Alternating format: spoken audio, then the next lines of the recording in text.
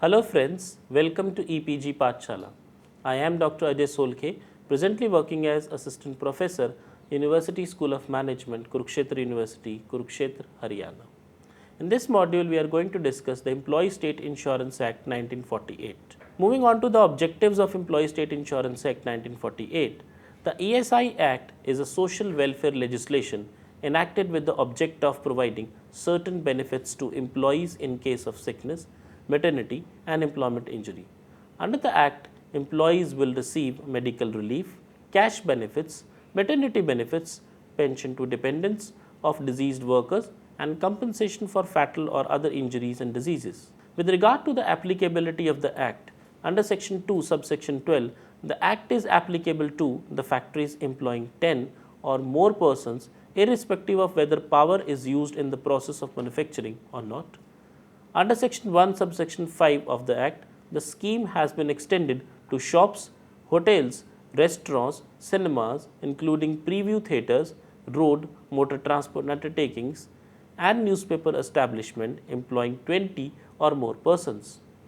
Further, under Section 1, subsection 5 of the Act, the scheme has been extended to private medical institutions and educational institutions employing 20 or more persons in certain states. The existing wage limit for coverage under the Act is Rs 15,000 per month, excluding remuneration for overtime, with effect from May 1, 2010. Areas covered under the Employee State Insurance Act. The ESI scheme is being implemented area-wise by stages. The scheme is being implemented in almost all union territories and states except Nagaland, Manipur, Tripura, Sikkim, Arunachal Pradesh, and Mizoram. Regarding administration of this Act, the provisions of the Act are administered by the Employee State Insurance Corporation. It comprises of the members representing employees, employers, the central and the state governments, beside representatives of the parliament and medical profession. A standing committee constituted from amongst the members of the corporation acts as an executive body.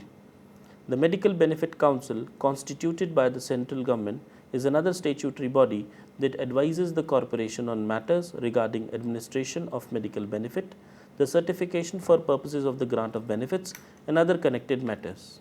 Registration. The employer should get his factory or establishment registered with the ESI corporation within 15 days after the Act became applicable to it, and also obtain the employer's code number. Application should be made in Form 01, and after having been satisfied with the application form, the regional office will allot a code number to the employer, which must be quoted in all the documents and correspondence.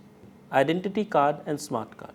An employee is required to file a declaration form upon employment in factory or establishment to show that he is covered under the Act. On registration, every insured person is provided with a temporary identification certificate which is valid ordinarily for a period of 3 months but may be extended if necessary for a further period of 3 months. Within this period, the insured person is given a permanent family photo identity card in exchange for the certificate.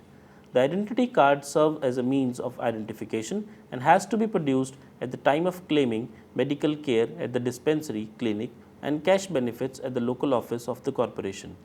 In the event of change of employment, it should be produced before the new employer as evidence of registration under the scheme to prevent any duplicate registration. The identity cards bears the signature, thumb impression of the insured person.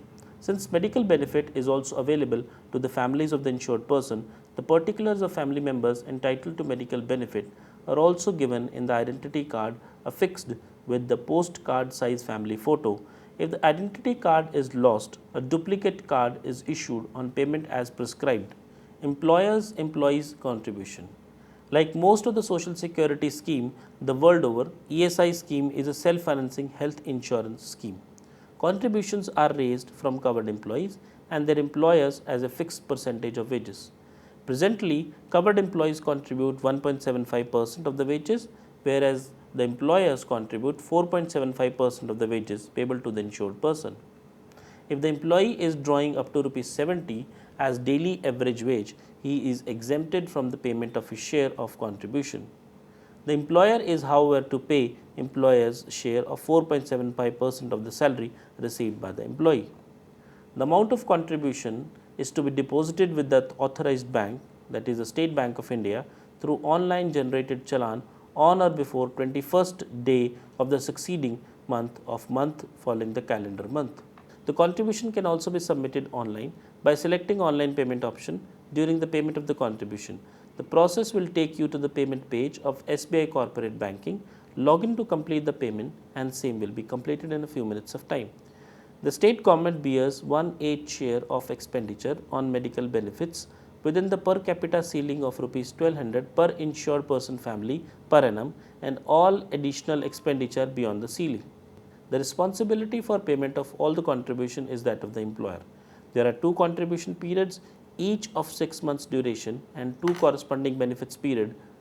Cash benefits under the scheme are generally linked with contribution paid. Employers covered under the Act are required to pay the contribution toward the scheme on a monthly basis. There are 2 contribution periods, each of 6 months and 2 corresponding benefit periods also of 6 months duration as under. The contribution period of 1st April to 30th September is having a benefit period of 1st Jan to 30th June. The contribution period of 1st October to 31st March is having a benefit period of 1st July to 31st December. At an average, the ESI Corporation makes 40 lakhs individual payments each year amounting to about Rs 300 crores as cash benefits. Social Security benefits under Employee State Insurance Corporation. The employees covered under the scheme are entitled to medical benefits for self and dependents.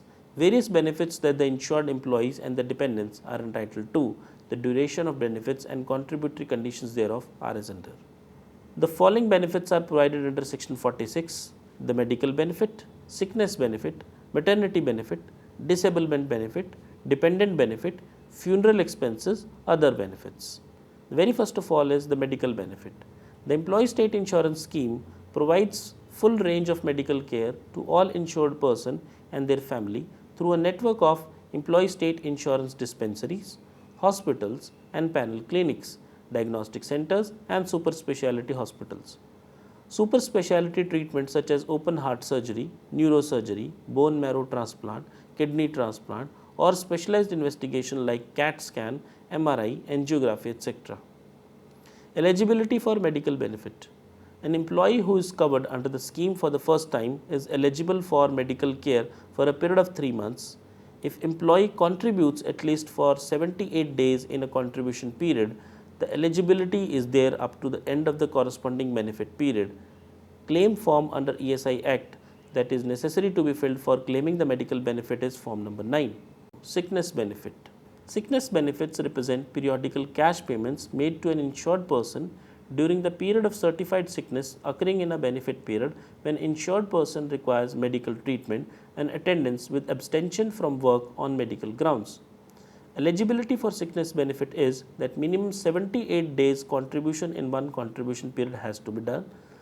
The daily rate of sickness benefit is 50% of the daily wages. Maximum duration is maximum period of 91 days in any 2 consecutive benefits period. Form number 9 has to be filled out for claiming sickness benefit under ESI Act. Extended sickness benefit. Extended sickness benefit is a cash benefits paid for prolonged illness due to any of the 34 specified diseases as per the Annexure A of this Act. Eligibility for extended sickness benefit. Continuous employment for a period of 2 years and should have contributed for at least 156 days in 4 preceding contribution periods. The daily rate of extended sickness benefit is 40% more than the sickness benefit rate. Maximum duration of extended sickness benefit, including sickness benefit payable for 91 days, the extended sickness benefit is payable up to a further period of 124 or 309 days that can be extended up to 2 years in special circumstances on recommendation of competent authority. Enhanced sickness benefit. This cash benefit is payable to insured person in the productive age group for undergoing sterilization operation, for example, vasectomy, tubectomy. The contribution is same as for the normal sickness benefit. Enhanced sickness benefit is payable for 14 days for tubectomy and for 7 days in case of vasectomy. With regard to maternity benefit consists of periodical cash payments in case of confinement or miscarriage or sickness arising out of pregnancy, confinement, premature birth of child or miscarriage to an insured woman as certified by a duly appointed medical officer or midwife. With regard to the eligibility for maternity benefit, the contribution condition is same as for the sickness benefit. The daily benefit rate is double the sickness benefit rate and it is roughly equivalent to the full wages. Benefit is paid for Sundays also. The benefit is paid as follows. For child delivery, for a total period of 12 weeks beginning not more than 6 weeks before the expected date of childbirth. For miscarriage, for a period of 6 weeks following the date of miscarriage. For sickness arising out of pregnancy, confinement, premature birth of child or miscarriage. For an additional period of up to 4 weeks. Claim form under ESI Act, Form 9 and 19, Notice of Work. Medical bonus. Medical bonus is lump sum payment made to an insured woman or the wife of an insured person in case she does not avail medical facility from an employee state insurance hospital at the time of delivery. The amount of bonus is Rs 2500. Disablement benefit. Disablement benefit is admissible for disablement caused by employment injury.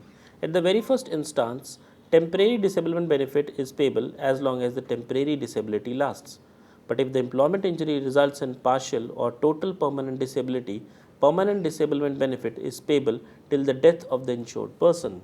The daily benefit rate for permanent and temporary disablement is roughly equivalent to about 100% of the wage rate.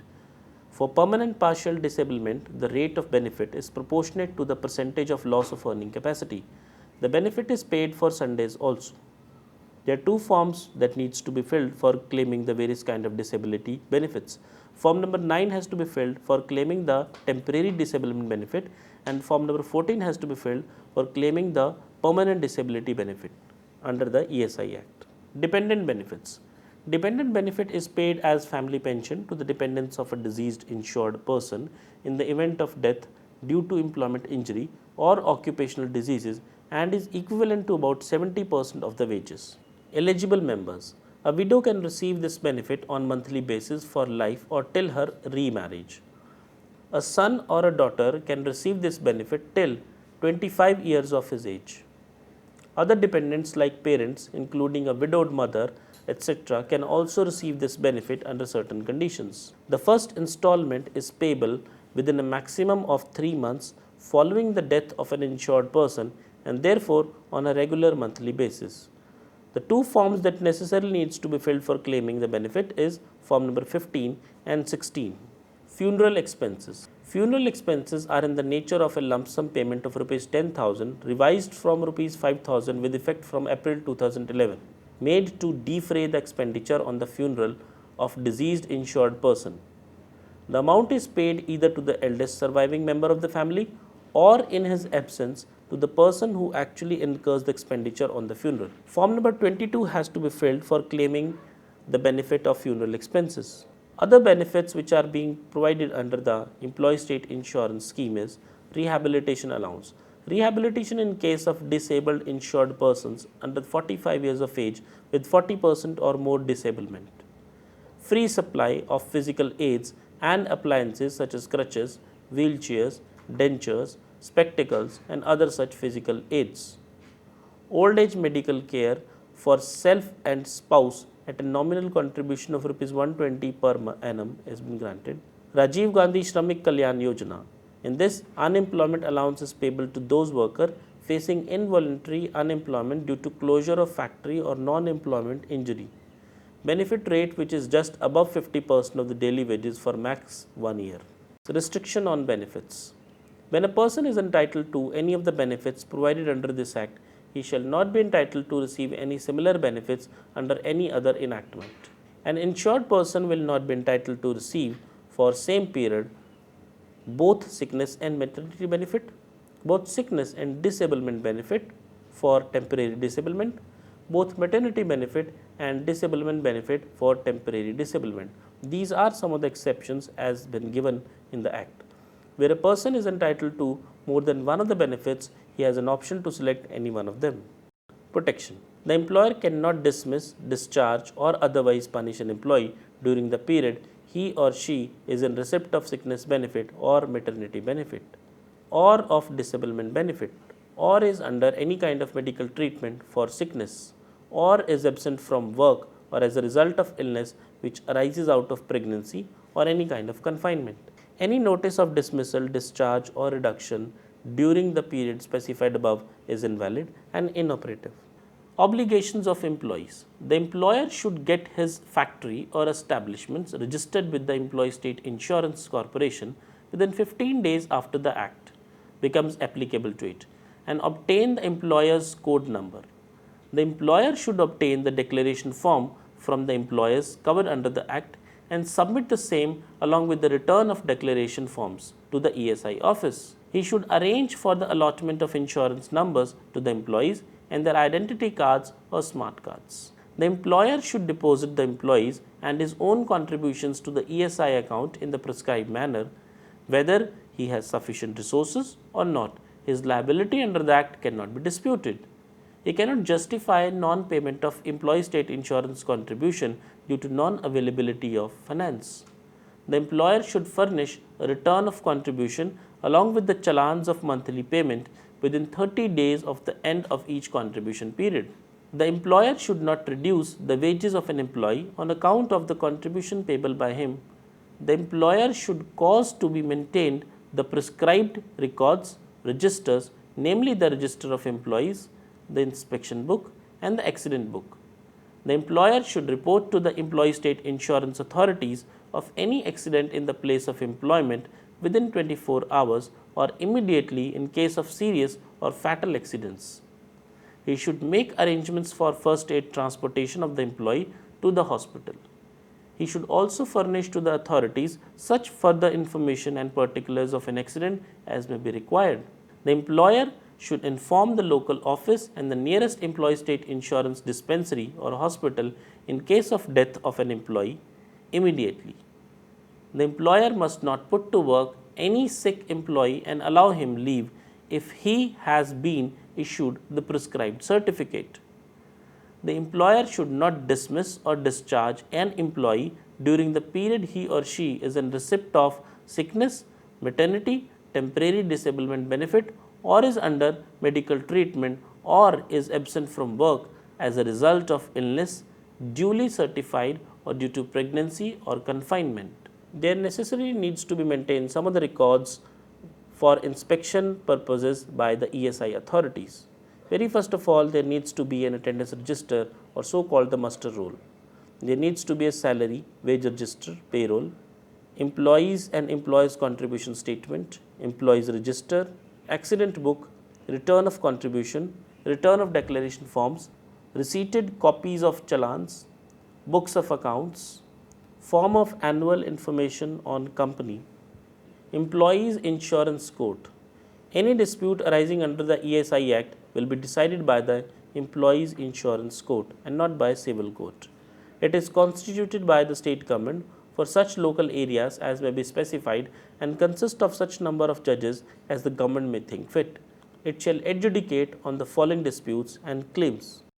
Disputes are categorized as whether an employee is covered by the Act or whether he is liable to pay the contribution, or the rate of wages or average daily wages of an employee, the rate of contribution payable by the employer in respect of any employee, the person who is or was the principal employer in respect of any employee, the right to any benefit and the amount and duration thereof, any direction issued by the corporation on a review of any payment of dependence benefit, any other matter in respect of any contribution or benefit or other due payable or recoverable under the Act, claims as to the recovery of contributions from the principal employer, recovery of contributions from a contractor, recovery for short payment or non-payment of any contribution under section 68, recovery of the value or amount of benefits received improperly under section 70, recovery of any benefit admissible under the Act. No such dispute shall be admitted unless the employer deposits with the court 50% of the amount due from him as claimed by the corporation. An appeal will lie to the High Court within 60 days against an order of the Employees Insurance Court if it involves a substantial question of law. Here we are going to discuss some of the penalties and the damages. Under section 84, punishment for false statement.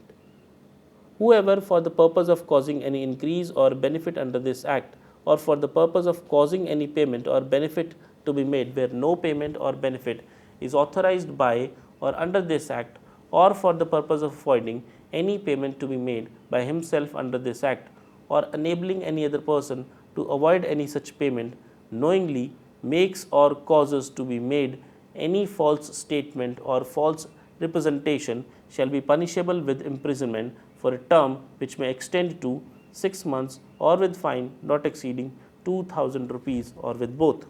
Section 85, punishment for failure to pay contributions, etc. If any person fails to pay any kind of contribution which under this Act he is liable to pay, he shall be punishable where he commits an offence with imprisonment for a term which may extend to 3 years, but which shall not be less than 1 year in case of failure to pay the employee's contribution which has been deducted by him from the employee's wages, and shall also be liable to fine of 10,000 rupees, which shall not be less than 6 months in any other case, and shall also be liable to fine of 5,000 rupees.